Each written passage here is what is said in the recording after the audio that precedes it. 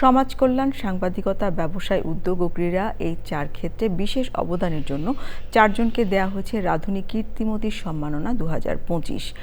আন্তর্জাতিক নারী দিবসের আগে রাজধানীতে এক অনুষ্ঠানে তাদের হাতে সম্মাননা তুলে দেওয়া হয়। জাকিয়া আক্তারের রিপোর্ট। বিকাশ পেমেন্টে 10,000 টাকার বেশি অফার। শপিং চলছে তো। সমাজের নানা প্রতিকূলতার মধ্যেও মেধা আর শ্রম দিয়ে নিজের পাশাপাশি অন্যকে আলোকিত করা 4 কীর্তিমতীকে দেওয়া হয়েছে রাধুনী কীর্তিমতী সম্মাননা 2025।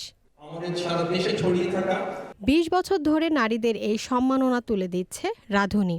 আন্তর্জাতিক নারী দিবস ঘিরে রাজধানী একটি হোটেলে জমকালো আয়োজনে সাংবাদিকতায় কাউসার সোহেলি, সমাজ কল্যাণে নূর নাহার, ব্যবসায় উদ্যোগে সুরাইয়া ফারহানা রেশমা ও ক্রীড়ায় ঋতুপর্ণা চাকমাকে দেওয়া হলো রাধুনী কীর্তিমতী সম্মাননা।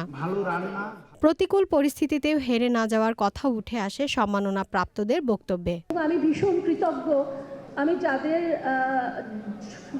সহজ করে বললে মালিক পক্ষ, তাদের আমি কোনোদিন মালিক পক্ষ হিসেবে পাইনি। এই কৃতজ্ঞতার কোনো শেষ নেই। আমি এই জনগোষ্ঠীকে নিয়ে কাজ করে আজকে আমি সম্মাননা পাইছি।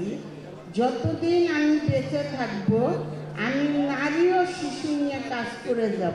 এমন একটা সময় ছিল আমি 2-5 লোকের সামনে যেতে পারতাম না। আজকে আমি শত শত মানুষের সামনে দাঁড়িয়ে কথা বলতে পারছি। অনুষ্ঠানে ছিলেন স্কয়ার ফুড অ্যান্ড বেভারেজ লিমিটেডের ব্যবস্থাপনা পরিচালক Anjan Chowdhury, Square Food and Beverage লিমিটেডের প্রধান নির্বাহী মোহাম্মদ পারভেজ সাইফুল ইসলাম, বিবিসি উইমেন উইংসের চেয়ারপারসন রুবাবাদ দৌলা ও মোহাম্মদী গ্রুপের chairman Rubana Huq. Zakia Akter, Channel I, Dhaka.